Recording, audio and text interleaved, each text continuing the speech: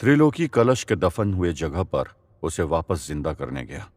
इधर वासु को सपने में कोई बहुत बड़ा नाग दिखाई दिया जो मणि को लेने आया था और वासु की नींद गायब हो गई थी।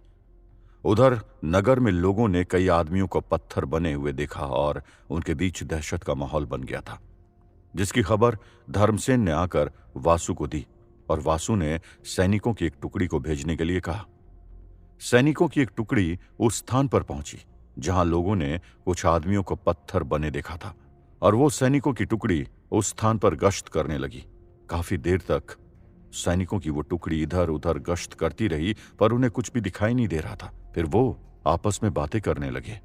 मुझे लगता है ये लोगों का भ्रम है, यहां तो कुछ भी नहीं दिख रहा। अरे भ्रम होता तो ये लोग पत्थर कैसे हो जाते? तो फिर वो शक्ति हमें दिख क्यों नहीं रही है? अरे अगर इतना ही आसान होता उसे देखना तो हमें यहां क्यों भेजा जाता? अब ज्यादा बातें मत करो, ध्यान से और सचेत होकर इधर उधर देखो। भाई मैंने बहुत ध्यान लगाकर और सचेत रहकर देख लिया, अब मैं बैठकर थोड़ा आराम करना चाहता हूं। ये कहता हुआ वो सैनिक एक पेड़ की जड़ के पास बैठ गया। वो अभी आराम करने की मुद्रा में था कि उसे अपने नीचे कुछ खिसकने की आहट सी लगी। वो डर कर उठ गया और जैसे ही ध्यान लगाकर उस जड़ को देखने लगा, वो उसी स्थिति में पत्थर हो गया, जिसे देख दूसरा सैनिक बोला, क्या हुआ, तुम चौंक कर उठ क्यों गए? जो सैनिक पत्थर बन चुका था वो कोई जवाब नहीं दे रहा था। तो दूसरे सैनिक ने वापस कहा, अरे कुछ बोलोगे कि तुम भी पत्थर के हो गए? ये कहता हुआ दूसरा सैनिक उसके पास बढ़ा और उसके कंधे को छुआ ही था कि वो सैनिक भरभरा कर मिट्टी की तरह गिर गया, जिसे देख दूसरा सैनिक डर गया और चिल्लाता हुआ बोला, अरे सब तैयार हो जाओ, वो शक्ति या मायावी जीव यहीं कहीं है। उसने सैनिक बिरजू को पत्थर बना दिया और वो मिट्टी की तरह ढह गया। दूसरे सैनिक की आवाज सुनते ही सारे सैनिक उसकी तरफ तेजी से आने लगे। दूसरा सैनिक चौकन्ना होकर अपने हाथ में लिया भाला इधर उधर करता बोलने लगा, दुष्ट मायावी जीव सामने आ, ऐसे छुप छुप कर क्यों वार कर रहा है, सामने आ। तभी वो पेड़ हिलता हुआ एक बड़े नाग में बदल गया, जिसे देख दूसरे सैनिक का शरीर थर थर कांपने लगा और वो फटी आंखों से उसे देख ही रहा था कि तभी उस नाग ने अपना चेहरा दूसरे सैनिक के पास बढ़ाया और अपनी आंख खोली नाग की लाल लाल आंख देख वो सैनिक तुरंत वहीं पत्थर बन गया। तब तक बाकी के सैनिक भी वहां पहुंच गए और उन लोगों ने दूसरे सैनिक को पत्थर होते देख लिया और उस नाग पर अपने अपने भाले फेंकने के लिए जैसे ही वो आगे बढ़े, सब के सब उसी स्थिति में पत्थर बन गए।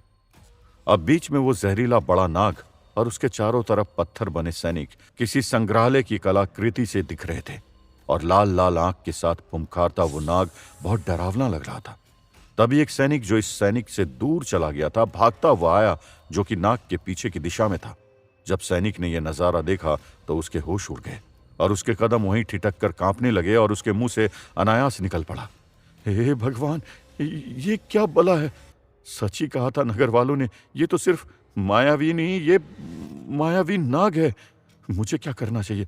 यहाँ तो सबके सब सैनिक पत्थर बन चुके हैं, कहीं मैं भी नहीं नहीं नहीं, मुझे किसी भी तरह से यहाँ से बचकर निकलना होगा और इसकी खबर धर्मसेन या राजकुमार वासु को देनी होगी। हाँ, यही सही रहेगा। ये कहता वो सैनिक वहीं धीरे धीरे जमीन पर बैठ गया और फिर जमीन पर खुद किसी सांप सा रेंगता वो सैनिक धीरे धीरे झाड़ियों में बिना हट के चला गया।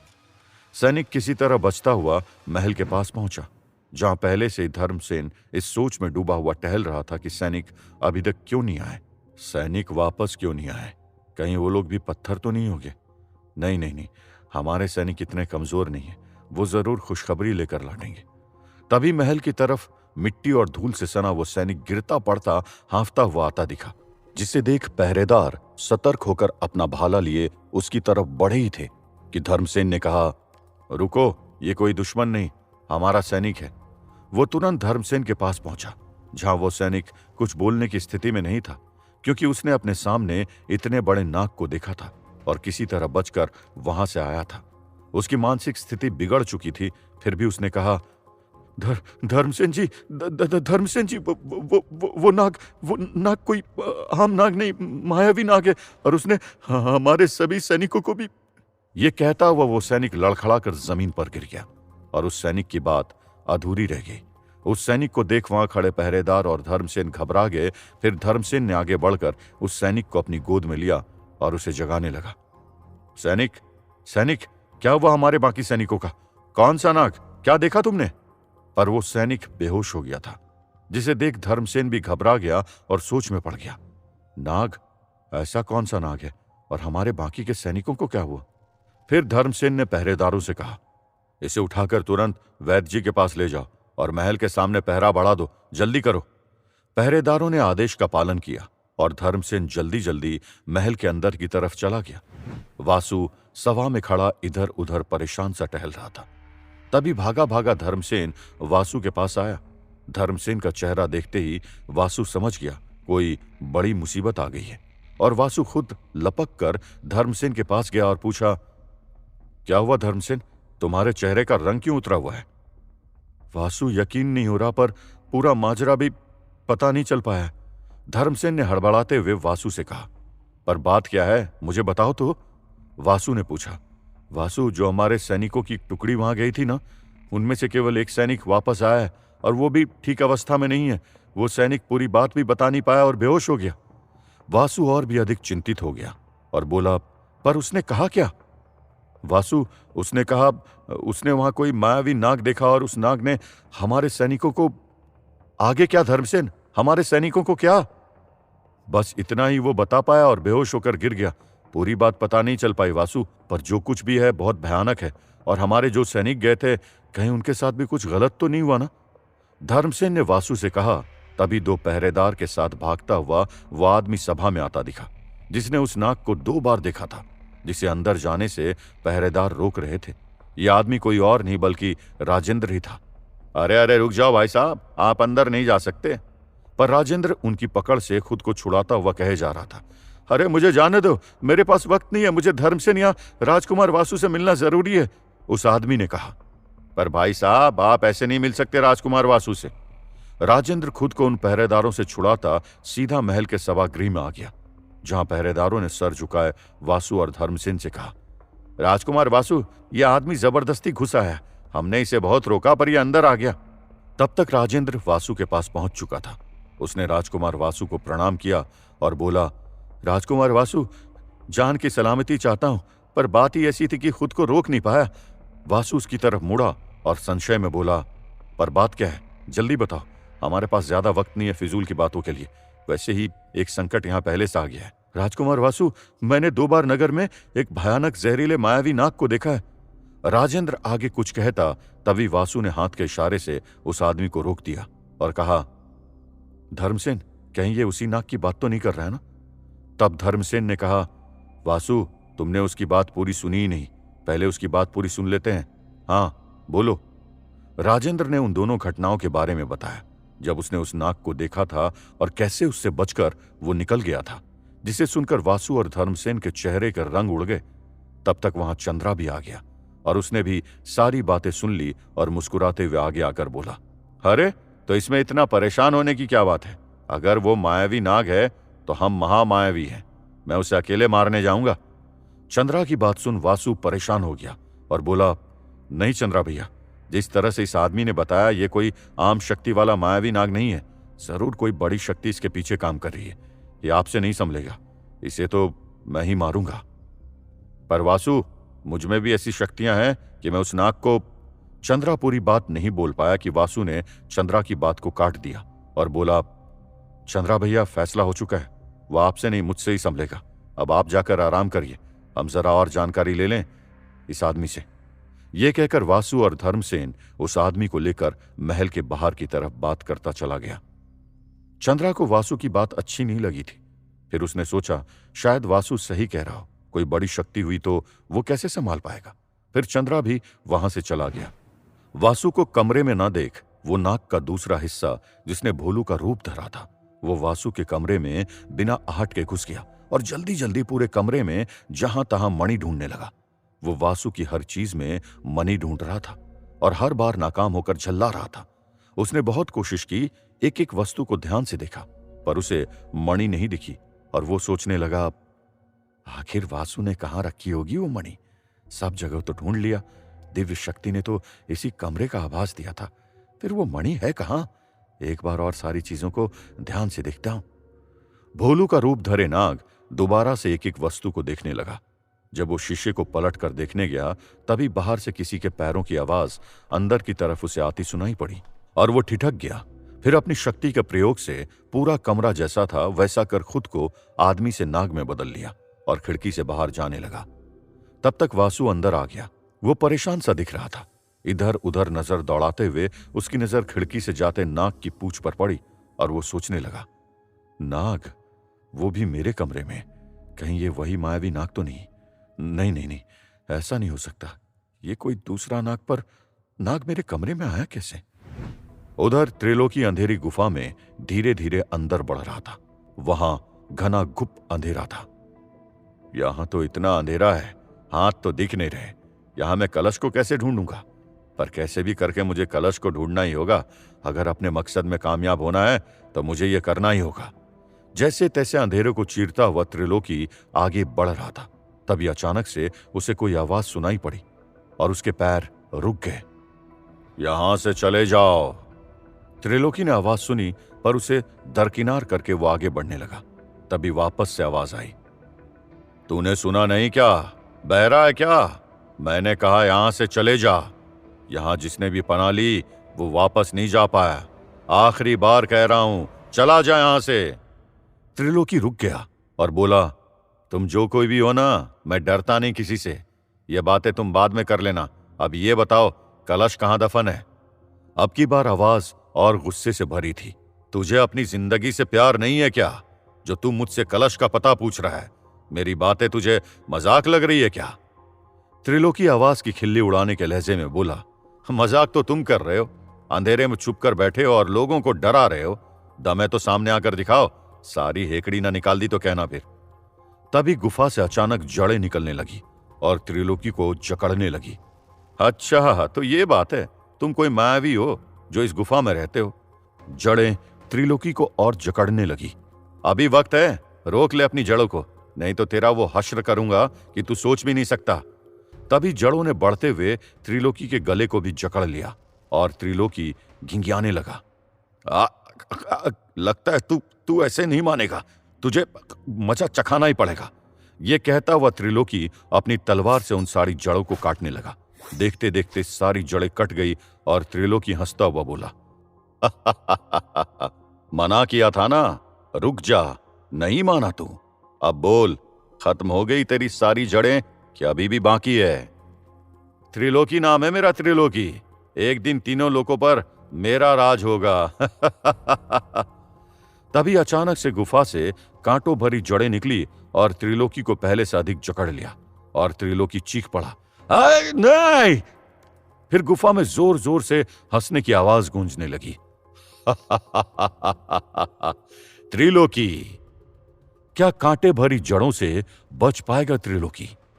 अब क्या करेगा वासु उस मायावी नाग के साथ? क्या उससे लड़ते हुए वासु भी पत्थर हो जाएगा? क्या भोलू रूपी नाग मणि को हासिल कर लेगा? आगे जानने के लिए सुनते रहिए श्रापित राजकुमार, सिर्फ पॉकेट एफएम पर। त्रिलोकी के नाग से लड़ाई में वासु की भेजी पूरी सैन्य टुकड़ी को नाग ने पत्थर का बना दिया था। बस एक सैनिक बचा था और वो भी पागल हो गया था। इधर वासु के कमरे में जब भोलू मणि ढूंढ रहा था तभी वासु कमरे में पहुंच गया और भोलू तुरंत नाग का रूप लेकर कमरे से बाहर चला गया था। उधर त्रिलोकी कलश को ढूंढने गया और मायावी गुफा के कटीली जड़ों में फंस गया था। पूरे इंद्रपुरम राज्य में अब त्रिलोकी के भेजे नाग की दहशत फैल चुकी थी। लोगों ने डरकर खुद को अपने घरों में कैद कर लिया था।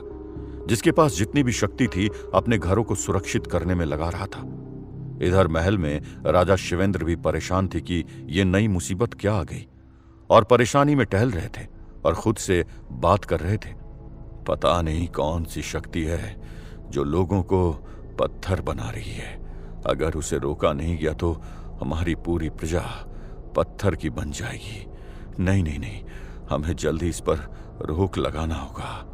तभी वहां वासु पूरी तैयारी के साथ आया और राजा शिवेंद्र का पैर छूते हुए बोला, पिताजी, मैं उस नाग का सामना करने अकेले जा रहा हूं, मुझे आशीर्वाद दे दी। राजा शिवेंद्र ने हाथ उठाकर वासु का आशीर्वाद दिया और बोले, वासु, तुम अकेले जा रहे हो, बाकी के तुम्हारे साथी कहां हैं? उन्हें भी अपने साथ ले जाओ।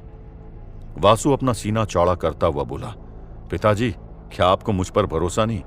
अब मुझ में भी शक्तियां आ गई है। राजा शिवेंद्र झेंपते हुए बोले, नहीं वासु, ऐसा नहीं है। मुझे तुम पर भरोसा है, पर मैं पिता हूं ना। अपने बेटे को अकेले संकट में कैसे भेज सकता हूं? कम से कम धर्मसेन या अभिनव को ही साथ लेते जाओ। इस पर वासु ने मुस्कुराते हुए कहा, पिताजी, अब मैं बच्चा नहीं रहा। उस नाग से मैं अकेला निपट लूंगा, और फिर मेरे पास मणि तो है ही। मणि की ताकत तो सब जानते ही थे, इसलिए राजा शिवेंद्र भी निश्चिंत हो गए और बोले, ठीक है, पर तुम अपना ख्याल रखना। वो मायावी है तो क्या हमारे राज्य में शक्तियों की कमी है? बस मुझे एक बार उसे दिखा दो, फिर देखता हूं किसकी शक्ति अधिक है और किसकी कम। यह कहकर वासु ने अपने रथ को आगे बढ़ाने को कहा। रथ आगे बढ़ाओ और रथ के साथ साथ नाग पर भी नजर बनाए रखो। अब रथ और भी तेजी से चलने लगा। अब सैनिक और भी चौकन्ना होकर त्रिलोकी के भेजे नाग को ढूंढ रहे थे, क्योंकि वासु ने उनमें जोश भर दिया था। एक सैनिक नाग को ढूंढता हुआ एक तालाब के किनारे चला गया था। तालाब को देख उस सैनिक की प्यास जाग गई और वो तालाब के पानी को अपने हाथ में लेकर पीने को बढ़ा। तभी अचानक तालाब के अंदर से त्रिलोकी का नाग बाहर निकलता दिखा और वो सैनिक जोर से चिल्लाया, राजकुमार वासु! उस सैनिक की आवाज दूर वासु के कानों में पड़ी और बाकी सैनिकों ने भी आवाज सुनी, पर गलती से उस सैनिक ने त्रिलोकी के भेजे नाग की लाल लाल आंखों में देख लिया था और वो वहीं तालाब के पास खड़ा खड़ा ही पत्थर हो गया। जब वासु सैनिक के साथ भागता हुआ उस तालाब के पास पहुंचा तो उस सैनिक को देखकर दंग रह गया। सैनिक पत्थर का बन चुका था। वासु इधर उधर अपनी नजरें घुमाकर देखने लगा और बोला, वो मायावी नाग यहीं कहीं आसपास है, ढूंढो उसे, ढूंढो, बचकर जाने न पाए। सारे सैनिक और भी चौकन्ना होकर इधर उधर ढूंढने लगे थे। ढूंढते वक्त एक सैनिक को पानी में कुछ कंपन महसूस हुई और वो वासु से बोला, राजकुमार वासु, मुझे तालाब के पानी में कुछ कंपन महसूस हुआ है। हो न हो वो जहरीला नाग इस तालाब के जल में छुपा होगा। सैनिक की बात सुन वासु ठिठका और तालाब के जल को गौर से देखने लगा। तभी कंपन और तेज होने लगी। फिर वासु ने अपने सैनिकों से कहा, वो पानी में ही है, सब तालाब से दूर हो जाओ और अपने अपने हथियार लेकर तैयार हो। सारे सैनिक तालाब से दूर हो गए और अपने अपने भाले थामे तालाब को देखने लगे। सिर्फ वासु भाला लिए तालाब के पास खड़ा था और एकटक उस कंपन की तरफ देख रहा था। आजा मायावी नाग, बाहर आजा। तभी एक जोर की हलचल के साथ त्रिलोकी का भेजा नाग पानी से बाहर उछला और जमीन पर भागने लगा। नाग के पानी से निकलते ही तालाब का सारा पानी वासु और उसके सैनिकों के ऊपर आ गया था। वासु ने अपने शरीर से पानी साफ किया और बोला, घेरा बनाओ, वो नाग बचकर निकल न पाए। और वासु खुद भाला लिए त्रिलोकी के नाग के पीछे भागा। नाग अपनी मायावी शक्तियों का प्रयोग कर तेजी से भाग रहा था, जैसे कि वो उड़ रहा हो। अब वासु ने भी अपनी शक्तियों का प्रयोग करना शुरू किया और उसके पीछे उड़ने लगा। सैनिक कुछ दूर वासु और त्रिलोकी के नाग के पीछे भागे, पर जब वो दोनों बहुत दूर जाते दिखे तो सैनिक हार कर वहीं के वहीं खड़े रह गए। अब वासु और नाग सैनिकों से बहुत दूर जाते दिख रहे थे। कुछ ही समय में भागता हुआ त्रिलोकी का नाग एक घने जंगल में पहुंच गया, क्योंकि नाग को पता था वासु के पास मणि थी। वासु मणि की शक्तियों का प्रयोग कर उसे मार देगा, इसलिए घने जंगल में पहुंचकर त्रिलोकी के नाग ने पेड़ का रूप धारण कर लिया।